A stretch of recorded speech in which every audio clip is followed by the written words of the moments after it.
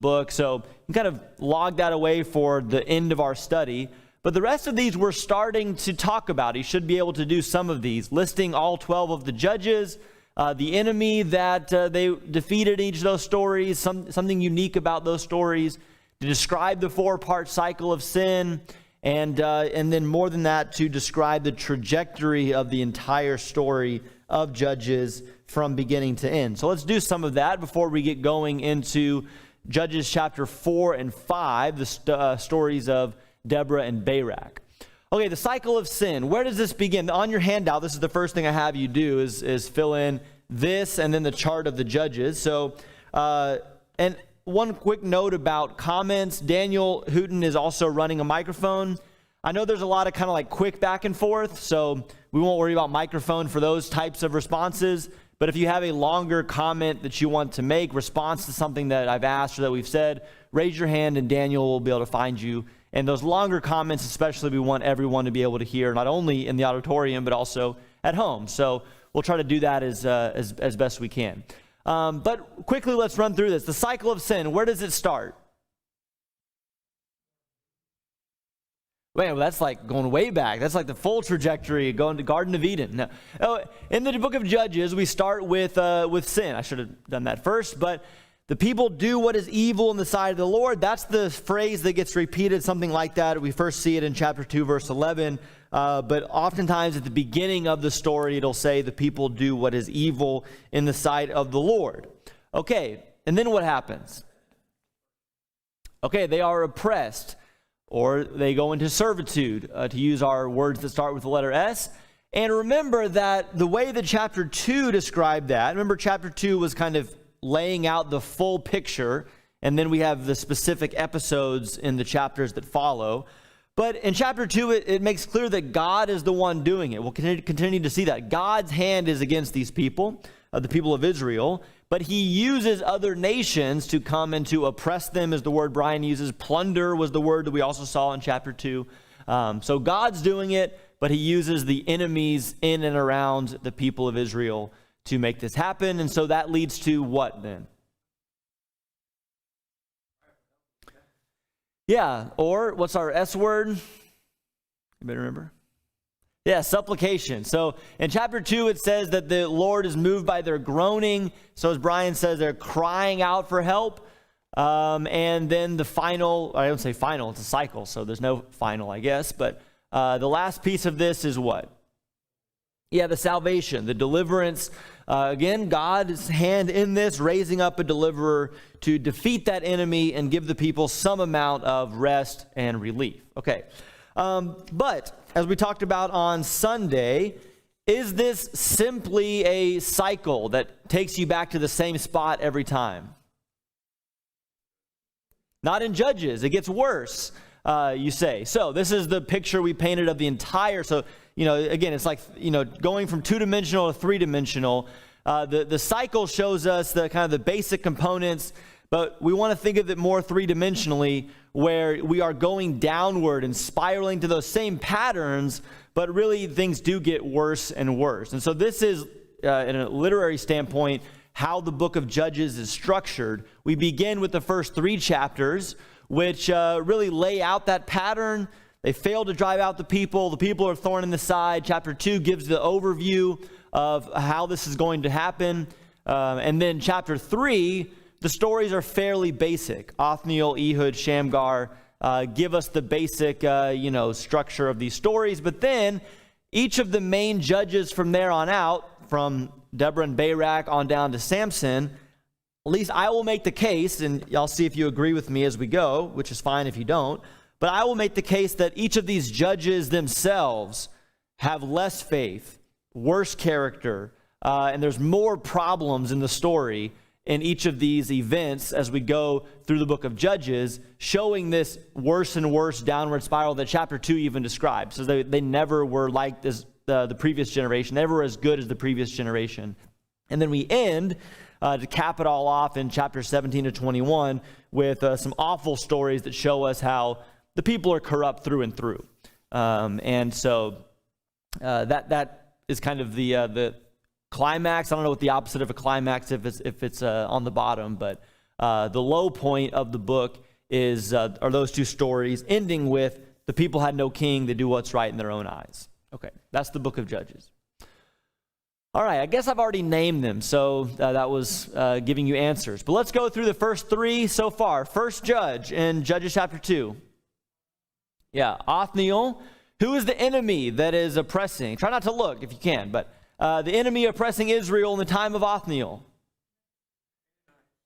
The king of the Mesopotamia. This one doesn't make sense to me because Mesopotamia is like really far away. So I'm not exactly sure how that works. But apparently the king was there trying to maybe extend his reach, and Othniel has to deliver the people from the king of Mesopotamia. A unique detail about Othniel, what should we remember about the Othniel story? Yeah, there's a Caleb connection. So he's Caleb's nephew, and as Brian says, also becomes Caleb's son-in-law. Okay? I know everyone has their state in mind that they're thinking, well, that only happens in, fill in the blank. But this happened in Israel. Caleb and his daughter marries Othniel. That's kind of it. Maybe you want to remember he's from the tribe of Judah. Maybe you want to remember that there's nothing bad said about him, that he seems like a pretty stand-up guy, which is unique in the book of Judges. But that's Othniel. Next judge? Ehud. And who's the enemy that Ehud is fighting? Yeah, the Moabites in particular, and they do have allies. And what's the unique detail that you're going to remember from the Ehud story? He's left-handed. Brian's going the kind of, polite route here, not getting into too many of the details. What else could we remember from Ehud? That's what I'm going to remember. The refuse came out. So if you remember the story, that's the story of Ehud right there. And there's other, some graphic, some not too graphic details you can remember from the story of Ehud. And then the third judge, Shamgar. The enemy was, the Philistines. And the unique detail, maybe the only detail, uses the ox goad. So here's your photographic evidence of that. I mentioned my friend and brother in Christ, Nate Creekmore, and he's got great cartoons and illustrations on his website. He's got this thing with Shamgar, and his idea is that, imagining that the 600 people that the Philistines that Shamgar killed, it wasn't all at the same time. It was in different, occasions, and so he'll have this, in this one, I think they were... the one Philistine had a Christmas tree, and he's like, you still have your Christmas tree up in January? And he's like, what's Christmas? And then Shamgar comes in and, does his thing. So it's funny. Just trust me on that. It's funny. But Shamgar is, the one detail, he is quite famous for it. All right. That brings us then to Deborah and Barak. Or maybe we could say Deborah and Barak, but I'll stick with the American pronunciation and say Deborah and Barak in Judges 4 and 5. And we're not too far behind schedule, so let's jump in and start with the first 11 verses. As we go, remember, and we'll do this maybe, as we go through the entire book, but we talked about the idea of storytelling, narratives in the book of Judges, and thinking about how people are characterized and what we should be picking up from the details that are given to us in the story. Think about that as we go. How is the enemy described? How is Deborah described? How is Barak described? What do we make of these people, of these characters as they are introduced to us in the Judges narrative here? So we'll read the first 11 verses, talk some about this before we move on to the rest of the chapter. Judges 4, verse 1. Then the sons of Israel did evil again in the sight of the Lord after Ehud died, and the Lord sold them into the hand of Jabin, the king of Canaan, who reigned in Hazor, and the commander of his army was Sisera, who lived in Harosheth Hagoyim. The sons of Israel cried to the Lord, for he had 900 iron chariots. He oppressed the sons of Israel severely for 20 years.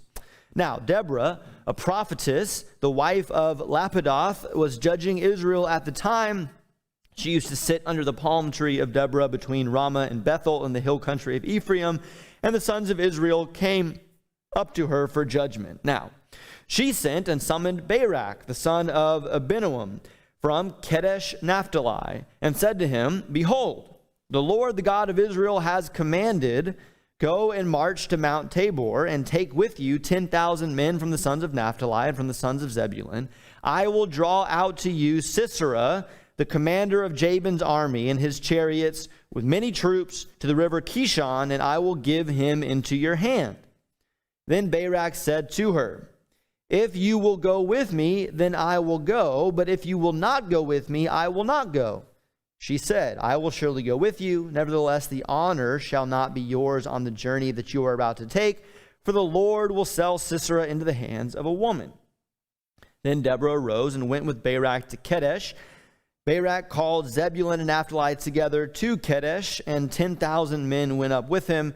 Deborah also went up with him. Now, verse 11, Heber the Kenite had separated himself from the Kenites, from the sons of Hobab, the father-in-law of Moses, and had pitched his tent as far away as the oak in Zenonim, which is near Kadesh.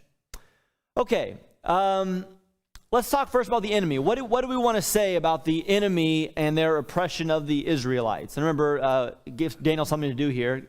He has the microphone, so what do you want to say about the enemy of the Israelites on this occasion? Hey, Brian says it lasts a long time. How long? 20 years. Yeah.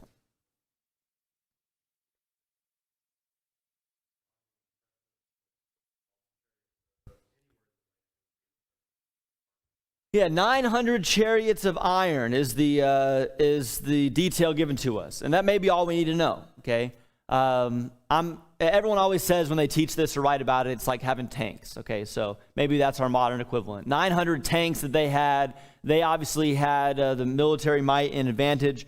Remember back in chapter 1, we learned that the iron chariots were like the reason that Judah didn't conquer all the land that they could. Remember that back in chapter 1, verse 19? It says that Judah couldn't drive out the inhabitants of the valley because they had iron chariots. Okay? By the way, maybe read that whole verse in chapter 1. Now the Lord was with Judah. They took possession of the hill country, but they could not drive out the inhabitants of the valley because they had iron chariots. So why can Judah manage the hill country but not the valley? If iron chariots is the problem.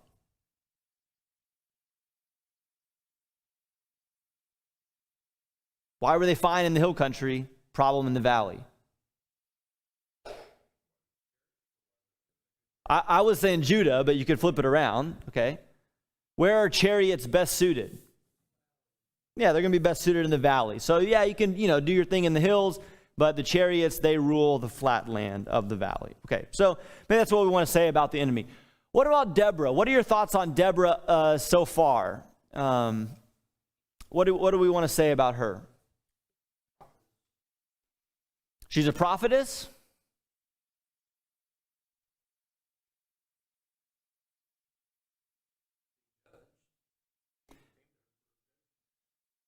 Yeah, what's strange about the description of Deborah compared to what we've seen so far in the book of Judges?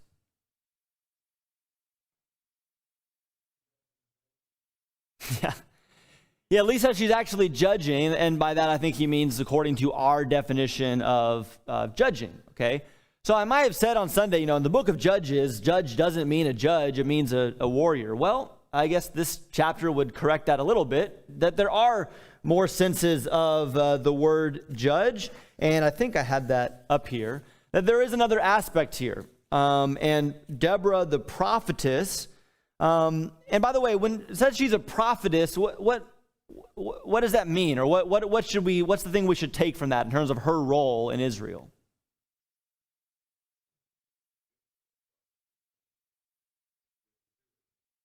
Yeah, and what does a prophet or prophetess do?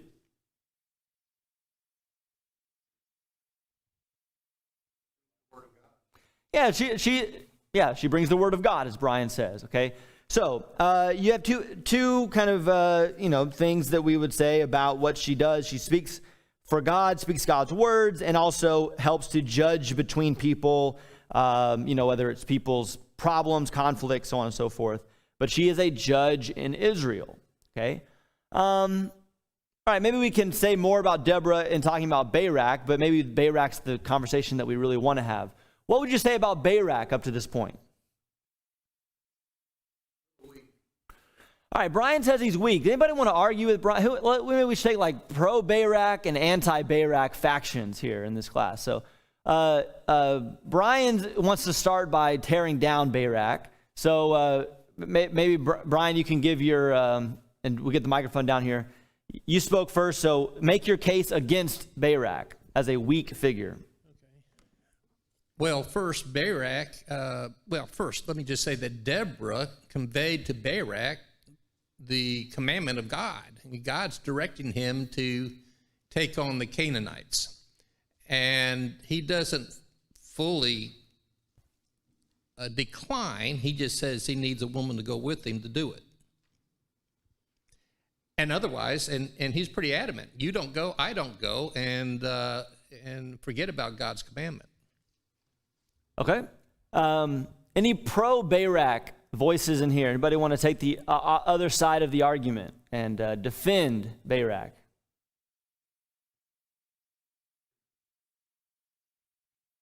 How quickly can you get there?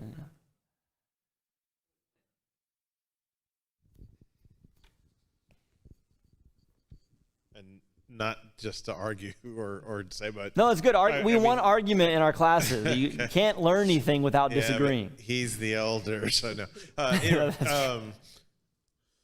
She goes to him, and there was probably other soldiers that could have been gone to. So you take a step back. He was sought out. He was given it. And is it not so bad to want somebody who is in direct communication with God to go with you? I read it as I read it, and I see, and I'm leaning towards the fact of weaker, but it's not a bad thought that he's wanting to take. I mean, because they're severely oppressed, as the adjective is used, and it's 20 years of severely oppressed, as well as the armament that they have. And so as you're living your life and you're told, hey, you need to go, I empathize, and I hope someday I can sympathize. Steve, you got the final word. We've had a word against, a word for. Now Steve's going to settle it for us here. Hebrews chapter 11. Wasn't he mentioned as one of the heroes of faith? If I'm not mistaken. To be fair, heroes of faith is the word that we put on it, but yes, he is in Hebrews 11. So. Okay, just a hero. Yeah. Now he showed some areas of weak faith, of course, but he's mentioned in Scripture in Hebrews 11 with some other men that are pretty prominent, I would say. Yeah. Yeah, and Steve, yeah, that's a strong weight on the balance that we have to consider here. And we won't say a whole lot about that. John, that was you, right? Barak and Gideon. When we did a class on Hebrews 11, I don't know, last winter maybe, John taught about Barak and Gideon. You can go on the website, listen to that if you get into the discussion of why these judges are in the hall of faith, as Steve says. But he's there. You have to deal with that. And I will say that, John, you're going to.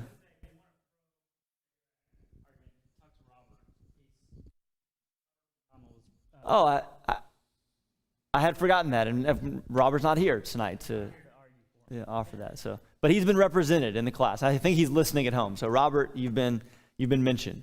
So I think Albert makes a strong case here. Don't you want to have the prophet or prophetess of God with you when you go into an engagement like this? He is mentioned later on. He does go to the battle. But all of that being true and not discounting any of it, I would say that I think we have a weakness of leadership. And I think there is something to the gender roles here. Not to say that what Deborah or any other woman in the story is doing is outside the limits of what their role is. But I do think you see with Barak, and part of this will be, I think, heightened by other men in the book of Judges that fail to fulfill the responsibility God has given them. Barak may be like the first of these weaker characters that we're going to see, that there is an element of weakness. And there's kind of two pieces of evidence in the story that we could point to. One is that, and I think this was already said as well, I think Brian said it, Deborah is saying, God told you to do this. Now, there's some question about what Deborah means. It could be that what Deborah is saying is, has not God already told you?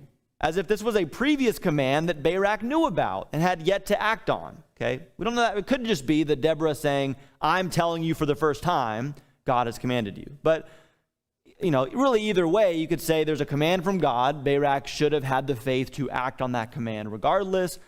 But he says, I want you to go with me. I think Deborah's response indicates that Barak's, lacking faith here. Because her response is like, okay, I'll go with you, but you won't get the glory. And the way that response is framed, I think indicates, hey, you're not acting with as much faith as you should. So I think we do see a level of weakness with Barak here, but he does go, and he does, let the Lord use him to win the battle. And maybe that is what we want to take from this, that it could be that and I'm thinking of maybe like the story, sorry about that. I'm thinking about the story that Jesus tells of the two brothers, right? One says, I'll go, and he doesn't go. One says, I'm not going to go, and then he goes. Okay, and Jesus' question is, which of those two will be blessed? And it's obviously the one that delayed, but went. So we read the story of Barak. Maybe we've been that brother that has in the past said, I'm not going to do it. Maybe we've been Barak, and in the past we've been slow, we've been reluctant, we've been fearful. Well, the story would show us, we still have opportunity to act. We still can do it, and in doing it, God will use us, and God will bless us. We can step up, even if we have failed in the past, even if we have been slow to step up, we can still do that, and God can still use us. Steve? Yeah, you know what? The thing that we need to remember here is that God said, we're going to fight this on the plains. Okay? The plains with 900 chariots. On the plain with 900 chariots, even if you have 10,000 men, you're at a gross disadvantage. And this is how I compare it. When you stop and think about the United States Pacific Fleet during the time of World War II, they were outmatched in a big kind of way. Not only just from the standpoint of the fact that the majority of their fleet had been taken out at Pearl Harbor, but also from the standpoint of just logistics. And I kind of see it that way. I think had I been in that position, that I might have been a little weak-kneed too, because, you're standing up looking at, technology that's far beyond what at sticks and whatever, as fighting implements. These people had iron chariots, the best of the day. So I think there's something to be said about the fact that anybody in that position would probably have some second thoughts. And Albert uses the word empathize, and I think we can empathize with his fear and reluctance to act. But the fact that it's still a failure to some degree is still the case, I would say. And we can learn from it, however we've been in the past. Okay. All right, there is this, weird parenthetical statement in verse 11 about the Kenites that's going to have reference to Jael later on in the story. So, chapter 1, verse 16, I gave you that, and that mentioned that the Kenites were descendants of Moses' father-in-law, who this text in chapter 4, verse 11 calls Hobab. He's also referred to as Jethro. I think he has like one or two other names. He's like the most different names of anybody in the Bible. Moses' father-in-law. His descendants seem to have traveled with the Israelites, caravanned with them. They come into the land. The land is for the Israelites. And so it's divided up and the Israelites own it. The Kenites, these descendants of Moses' father-in-law, they don't get any of the land for themselves. So they just live among the people, live in tents, appears to be the case. In fact, to make a connection to our Jeremiah study, this actually will go backwards a little bit. Remember in Jeremiah 35, the Rechabites were these kind of nomadic peoples that God was holding up to Jeremiah as an example of faithfulness.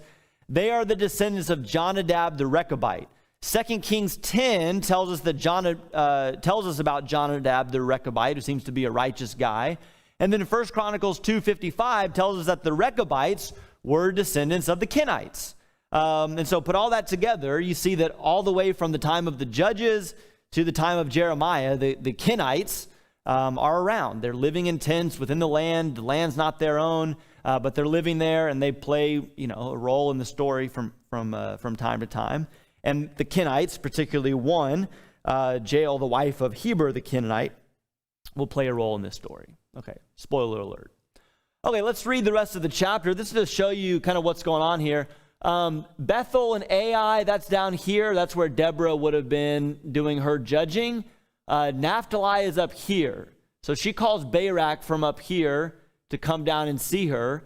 But all the battle and everything is going to take place right in here. So Zebulun and Naphtali are the two tribes mentioned. Hazor is right here. That's the capital city of Jabin, king of the Canaanites. And then Mount Tabor is going to be right here. That's where they gather. River Kishon, there'll be a zoomed in map of that at some point. But we move to the north of Israel, and the battle is set. The stage is set here for the conflict in Judges 4, 12 to 24. Let's read it. And as we do, think about how this plays out vis-a-vis what Deborah had said earlier in the chapter. And then think about that story with Jael and Sisera, and if there's any similarities of other stories that we want to draw some significance from. Judges 4, verse 12. Then they told Sisera that Barak, the son of Abinoam, had gone up to Mount Tabor. Sisera called together all his chariots, 900 iron chariots, all the people who were with him from Harosheth Hagoyim to the river Kishon. Deborah said to Barak, "Arise, for this is the day in which the Lord has given Sisera into your hands. Behold, the Lord has gone out before you." So Barak went down from Mount Tabor with 10,000 men following him. The Lord routed Sisera and all his chariots and all his army with the edge of the sword before Barak, and Sisera alighted from his chariot and fled away on foot. But Barak pursued the chariots and army as far as Harosheth Hagoyim, and all the army of Sisera fell by the edge of the sword. Not even one was left. Now, Sisera fled away on foot to the tent of Jael, the wife of Heber the Kenite, for there was peace between Jabin, the king of Hazor, and the house of Heber the Kenite.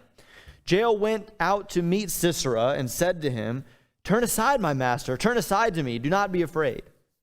Turned aside to her into the tent, she covered him with a rug. He said to her, "Please give me a little water to drink, for I am thirsty." So she opened a bottle of milk and gave him to drink. Then she covered him. He said to her, "Stand in the doorway of the tent. It shall be, if anyone comes and inquires of you and says, 'Is there anyone here?' that you shall say, 'No.'" But Jael, Heber's wife, took a tent peg and seized a hammer in her hand and went secretly to him and drove the peg into his temple, and it went through him into the ground. For he was sound asleep and exhausted, so he died. Needless to say, so he died. And behold, as Barak pursued Sisera, Jael came out to meet him, and said to him, "Come, I will show you the man whom you are seeking." And he entered with her, and behold, Sisera was lying dead with the tent peg in his temple. So God subdued on that day Jabin the king of Canaan before the sons of Israel. The hand of the sons of Israel pressed heavier and heavier upon Jabin the king of Canaan, until they had destroyed Jabin the king of Canaan. Okay, how did this play out? And specifically, how are Deborah's words fulfilled in the account of the battle?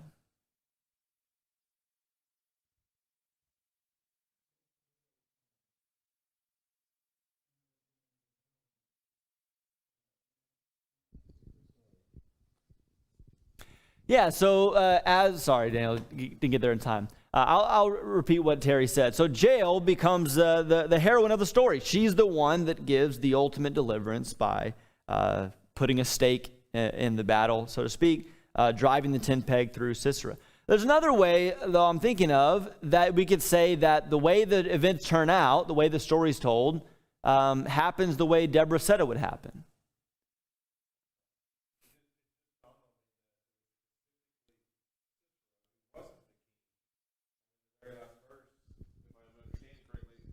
The king finally falls, but Deborah specifically said Sisera, and that's who he was able to overcome, or that's who was overcome and killed. So it just dawned on me that it wasn't a king like in Ehud.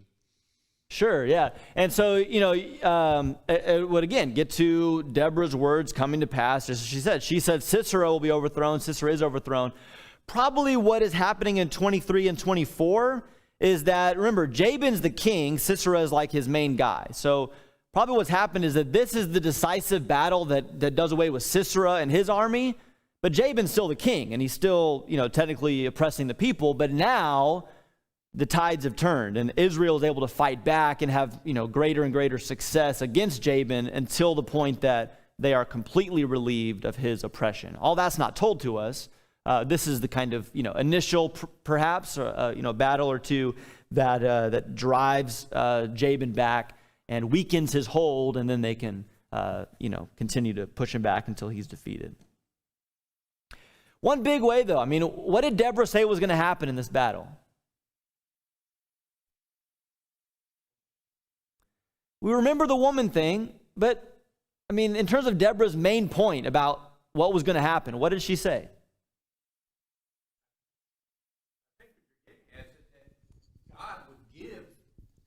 God would give Sisera and the army into the hands of Barak, and that's exactly what happened. But though Barak fought valiantly and defeated the army, he was denied the honor because a woman, Jael, killed Sisera. Yeah, as Brian points out, notice in the text, both in what Deborah says, as Brian says, she says, the Lord has given the enemy into your hand. But notice how the story is told. After it says that, it says Barak went down. It says that, that Sisera and all his chariots fell before Barak. But it says in verse 15, the Lord routed Sisera and his chariot. God is the one doing this. We'll talk a little bit more about that in a minute. But in that way, the big picture, Deborah said God's going to do it. The text says God did it. He routed Sisera and his army. But Deborah also said that Sisera would fall, that a woman would get the glory, and we see all that with Jael and Sisera. Okay, I'm curious about this question because I had one answer, and then another answer was brought to my attention as well. The Jael-Sisera story, remind you of any other stories that play out like this, or maybe different from this, but are similar? Brian? Okay, there's a third one here. In what way does and that's going to be later on, so we'll get to that, but in what way is the Abimelech story similar? Well, it was a different weapon.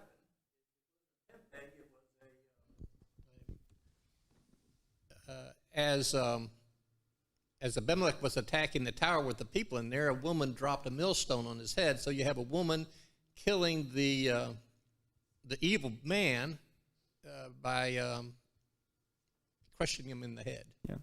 And remember in that story, Abimelech actually stays alive long enough to kill himself so that it wouldn't be a disgrace to him that a woman killed him. Sisera didn't get that option in this case because he's, on the spot. Other stories this reminds you of? Mike's got one here. Oh man, that's the fourth one. I hadn't even thought about that. In what way is Samson and Delilah similar? Well, Samson trusted a woman with a secret, and she ended up having him captured. There you go. So we have more patterns here. Is anybody going to get the ones I had in mind here?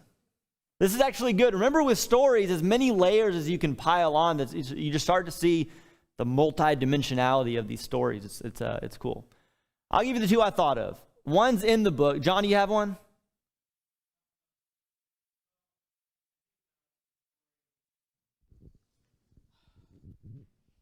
Where I can't remember the name. It starts with an A. Where they buried the treasure in the tent, and then they lost. But here they buried the blood. I don't know, blood, and they won.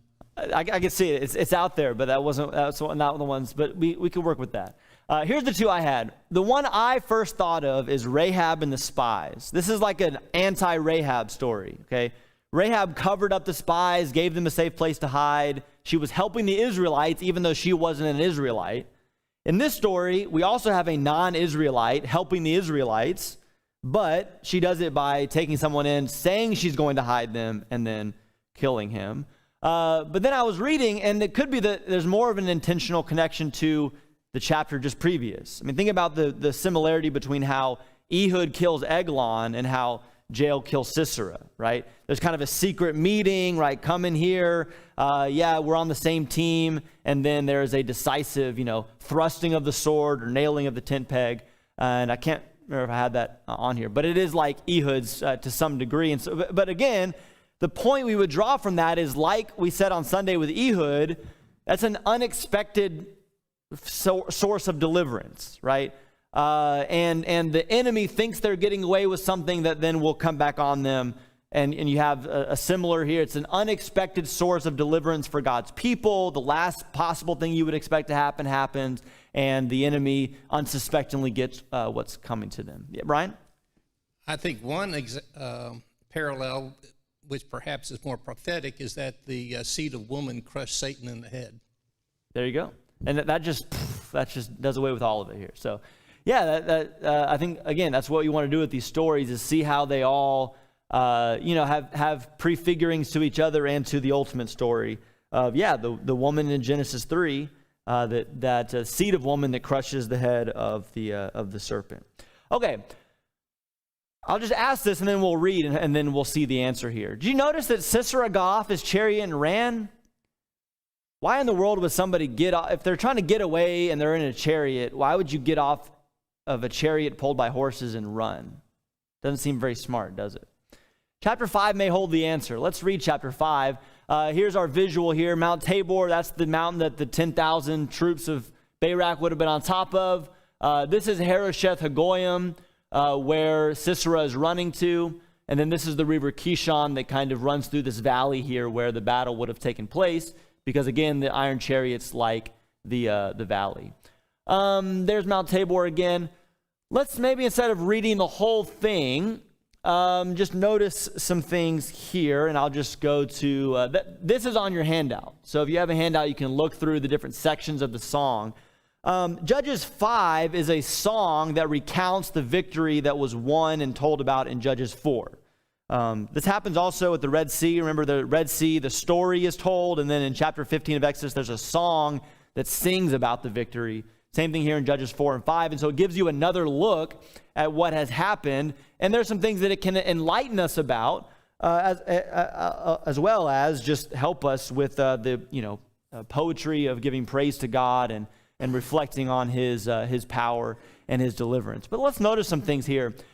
Remember, God's work was emphasized in chapter 4, but we didn't exactly know why. And again, how did this all go down? How could it be that 900 chariots of iron could be so soundly defeated? Well, look at Judges 5, verse 4. Jehovah, you went out from Seir, that is Mount Seir in Edom. When you marched from the field of Edom, the earth quaked, the heavens also dripped, even the clouds dripped water. The mountains quaked at the presence of the Lord, this Sinai at the presence of the Lord, the God of Israel. And then go forward in chapter 5 to verse 21, back up to verse 19, describing the battle. The kings came and fought. They fought the kings of Canaan at Tanakh near the waters of Megiddo. They took no plunder and silver. The stars fought from heaven. Their courses they fought against Sisera. The torrent of Kishon swept them away. The ancient torrent, the torrent Kishon. O my soul, march on with strength. And talked about the horses, being dashed there, the steeds. You see, the song is describing what happened. That God fought for the Israelites, sent a great thunderstorm, and that storm, muddied up the valley, but also in verse 21, caused the river Kishon to flood. It overflows its banks, it's sweeping through. All of a sudden, your 900 chariots of iron, not much good anymore, are they? Which explains why Sisera said, I'm out of here, jumped off his chariot and ran for it. And you can imagine, maybe this, kind of changes the scene there on Mount Tabor as they're getting ready to fight. You can imagine, a storm cloud coming overhead, and Deborah, that's the moment she tells Barak, hey, go right now. The Lord has given it into your hand. And so they start charging down the mountain as the rain, pours from the sky. And very quickly, they have won the victory, or at least established their advantage. But God is fighting for his people, in particular here through the storm and through the flood. Pretty cool how that sees.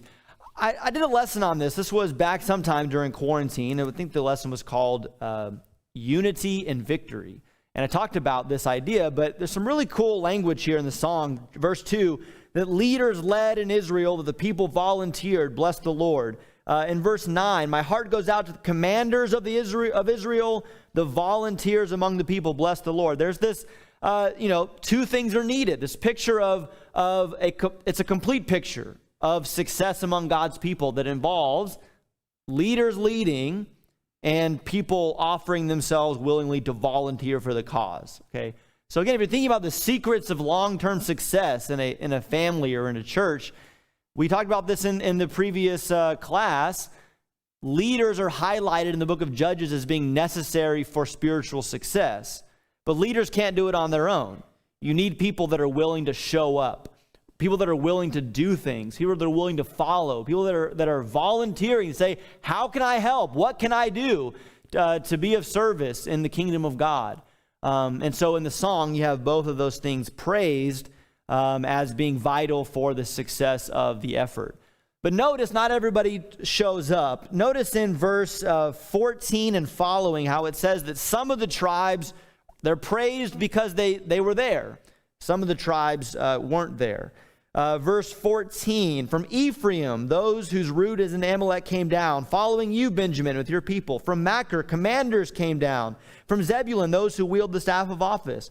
And the princes of Issachar were with Deborah. And so with Issachar, so was Barak. Into the valley they rushed at his heels. Notice this in the end of verse 15. Among the divisions of Reuben, they were great resolves of heart. But verse 16, why did you sit among the sheepfolds to hear the piping for the flocks? And then it says it again. Among the divisions of Reuben, there were great searchings of heart. And then verse 17, Gilead, that is the three tribes on the eastern side of the Jordan, they remained there. Why did Dan stay in the ships? Asher sat by the seashore and remained by its landings. But Zebulun, it says in verse 18, showed up, gave their lives even to death. You could say a lot about it. But Reuben and the others, but Reuben in particular, these are people that heard the news of battle. Hey, we need people to fight. And they had good resolve of heart. And they really searched deep. They looked inside themselves. But in the end, they just kept sitting by the sheepfolds. And they never turned that into action. And so the tribes that remained home are rebuked for that. As well as this Meroz in verse 23 that is cursed for not showing up to help the Lord in this battle. Okay, there's more we could say about that, but go home, read the song of Deborah and Barak in chapter 5. It's beautiful, powerful, but we will move on to chapter 6 and try to get through chapter 6 and 7, the beginning of the Gideon story, on Sunday, and the handout is actually already posted online, so we're ahead of schedule. So you can find that, prepare for class on Sunday. Thank you so much. We are done here for the evening.